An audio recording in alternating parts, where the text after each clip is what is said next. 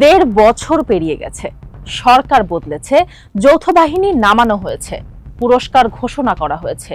তবু জুলাই গণ অভ্যুত্থানের সময় পুলিশের থানা ও নিরাপত্তা স্থাপনা থেকে লুট হওয়া হাজারের বেশি আগ্নেয়াস্ত্র আজও অধরা। 2 লাখেরও বেশি গুলির কোনো খোঁজ নেই। আর এই বাস্তবতায় প্রশ্ন উঠছে, এমন পরিস্থিতিতে কি আদৌ নিরাপদ নির্বাচন সম্ভব?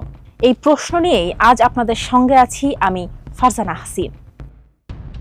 সরকারি হিসেবেই লুট হয়েছিল 3,619টি আগ্নেয়াস্ত্র ও 4,56,000-এর বেশি রাউন্ড গোলা বারুদ। সেনা পুলিশের সমন্বিত অভিযানে উদ্ধার হয়েছে প্রায় 62% অস্ত্র।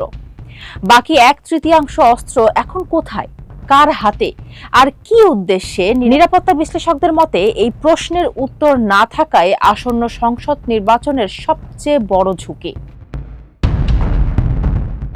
অবসরপ্রাপ্ত মেজর জেনারেল আ.ন.মা মুনিরুজ্জামান বলেছেন, 1.5 বছরে সব অস্ত্র উদ্ধার না হওয়াটা বড় ব্যর্থতা।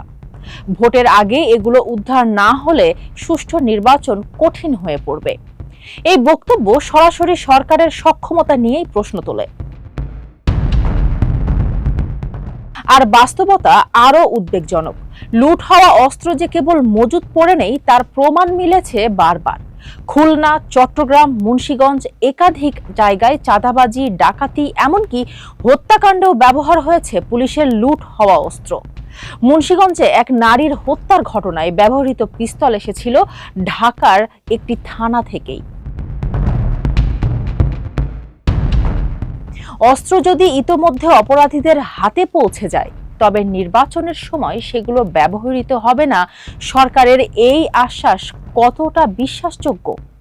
বিশ্লেষকদের আশঙ্কা, পরিস্থিতি আরো ভয়াবহ হতে পারে যদি এসব অস্ত্র উগ্র বা সংঘবদ্ধ রাজনৈতিক গোষ্ঠীদের হাতে গিয়ে থাকে। পুলিশের সাবেক আইজিপি নুরুল হুদার ভাষায়, খোয়া যাওয়া অস্ত্র কার হাতে আছে, তারা কি করবে, এটা কেউ নিশ্চিত করে বলতে পারে না। এই অনিশ্চয়তার মধ্যেই নির্বাচন আসছে, অথচ পুলিশি বাহিনী এখনো পুরোপুরি ঘুরে দাঁড়াতে পারেনি। জুলাই অভ্যুত্থানের বিতর্কিত ভূমিকার পর পুলিশের ওপর মানুষের আস্থা বড় ধাক্কা খেয়েছে। একের পর এক গুলি, খুন, প্রার্থী ও আইন শৃঙ্খলা বাহিনীর ওপর হামলা সেই আস্থাহীনতাকে আরো গভীর করেছে। নির্বাচনে অংশ নিচ্ছে 51টি দল, বাইরে থাকছে আওয়ামী লীগ।